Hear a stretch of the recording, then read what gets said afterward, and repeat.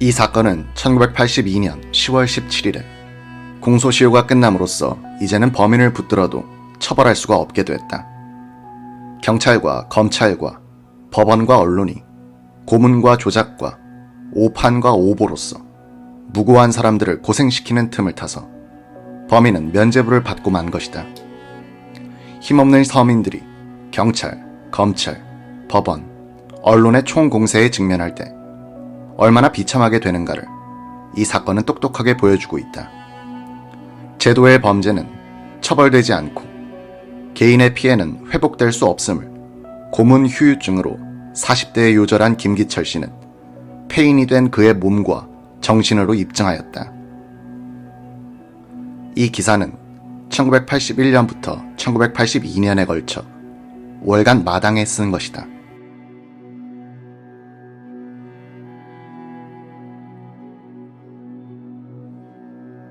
김금식, 정대범, 김기철 씨 등 세 범인을 확보한 김 검사팀은 이제 이들을 조종한 주범을 찾아 나섰다. 강력 사건이 나면 피해자의 주변, 특히 친족들을 일단 의심해보는 것은 수사의 정석처럼 돼 있다. 그나 사건도 예외는 아니었다. 처음에 경찰은 그나의 외삼촌, 그러니 그나 어머니의 오빠 되는 최형욱 씨를 용의선상에 올려놨었다. 형욱 씨는 일사후퇴 때 고향인 함경남도에서 월남했다. 먼저 내려왔던 여동생을 부산에서 만났는데 얼마 뒤 여동생은 같은 월남민인 김용선 씨와 결혼했다. 형욱 씨는 부두 노무자, 타지 수집상으로 일하면서 여동생 집안과 가깝게 지냈고 김용선 씨로부터는 약간의 금전적 도움을 받기도 했다. 1962년 형욱 씨는 중매 결혼을 했으나 곧 이혼을 했고 그나 사건이 났을 때는 초량 3동에서 재혼한 아내 및 젖먹이 딸과 함께 어렵게 살고 있었다. 1967년 10월 경찰 수사본부에서 파견 근무를 하던 한일민 주임은 형욱 씨를 의심하면서도 동양이란 연고로 해서 인간적으로 가까워졌다.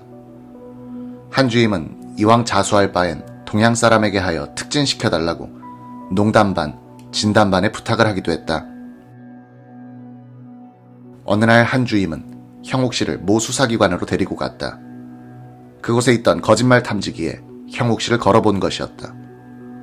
거짓말 탐지기는 형욱 씨의 결백을 나타냈다. 끈질긴 한 주임은 탐지기가 보여준 결과에 대해선 시치미를 뚝 떼고 말했다. 난 자네가 그래도 한 고향 사람이라고 믿었는데 이젠 할 수 없게 됐네. 이 기계가 자네의 진술이 거짓말이라고 탐지해내고 말았단 말이야. 기계가 설마 거짓말 하겠는가? 형욱 씨는 펄쩍 뛰었다. 형님, 한 번만 더 해봅시다. 혹시 기계가 고장난 것 아닙니까? 형욱 씨는 한 주임의 옷자락을 붙들고 늘어졌다. 한일민 씨는 그제야 형욱 씨의 결백을 확신하게 됐다. 거짓말 탐지기에 그토록 자신있게 대들 수 있는 사람이 범인일 수는 없다는 육감을 믿은 것이었다. 그러나 김태현 검사는 한 주임이 훑고 내버린 형욱 씨를 7달 뒤 다시 주워 올린 것이었다.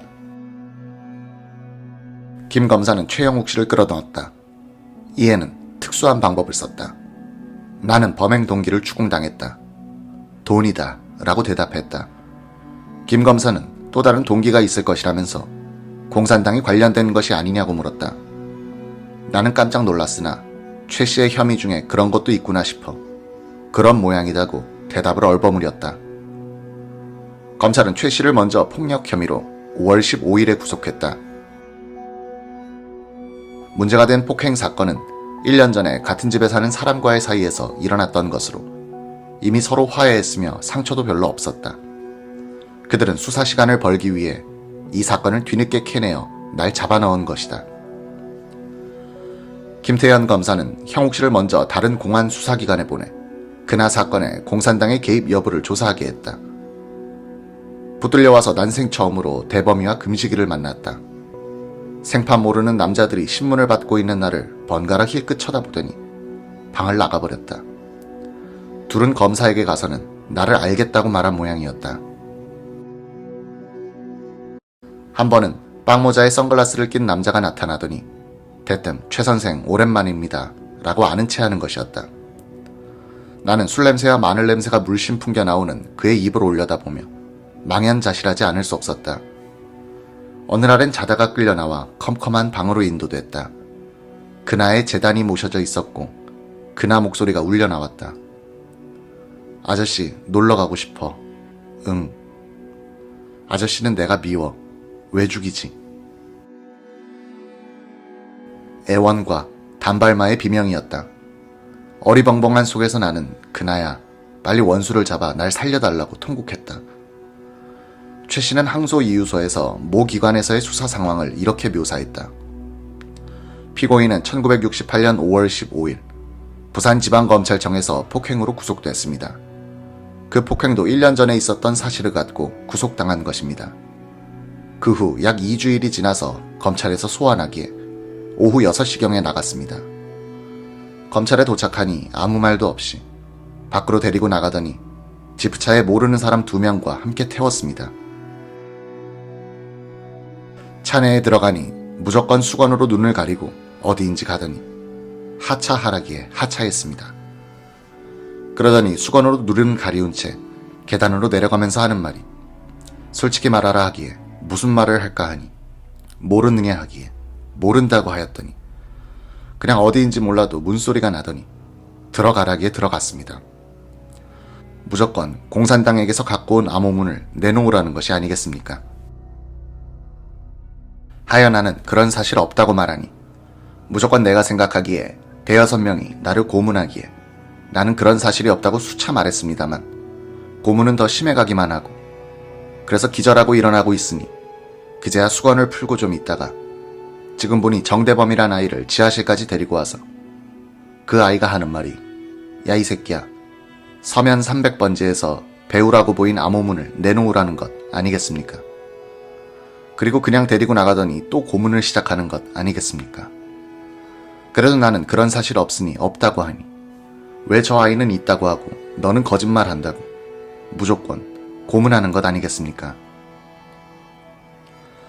그래서 그 아이를 다시 대질시킬 것을 요구했으나 나의 말은 아무 소용없고 그 아이 말만 믿고 고문하는 것 아니겠습니까?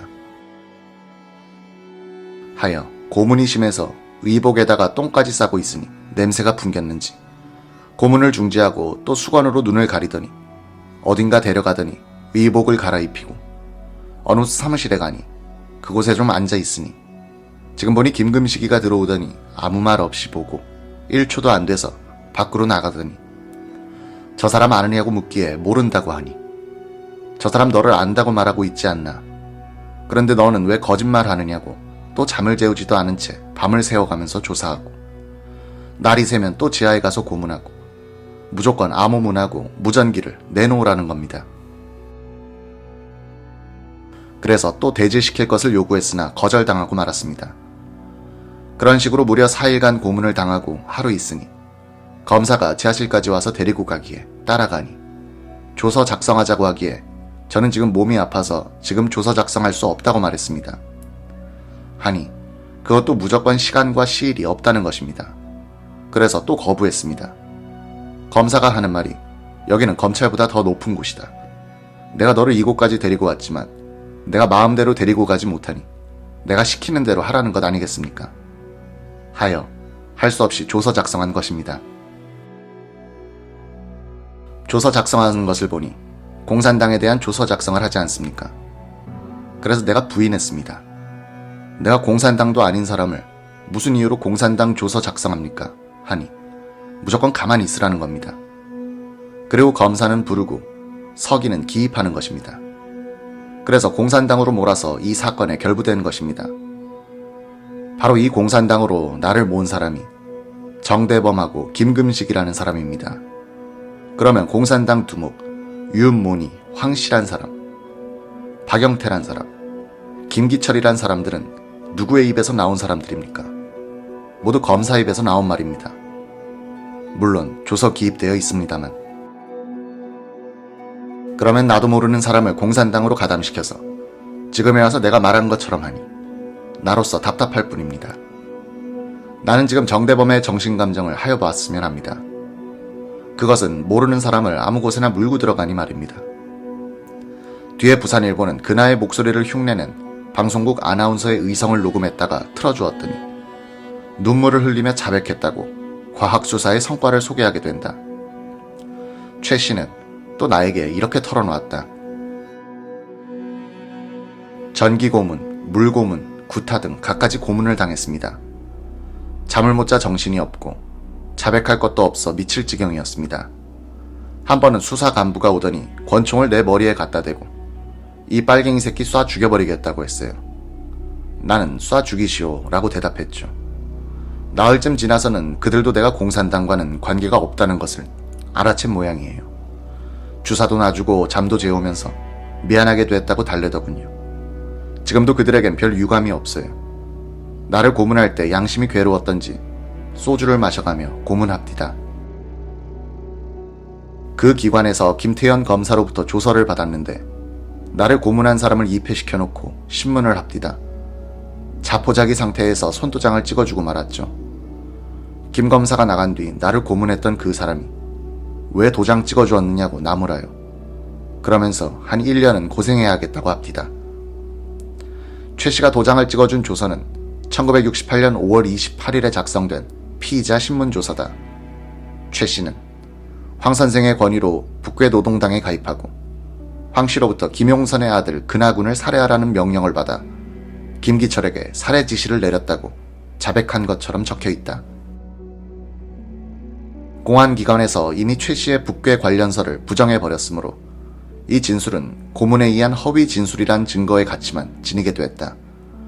형욱 씨도 기철 씨처럼 깜빵에서 가죽 수갑을 차고 있어야 했다.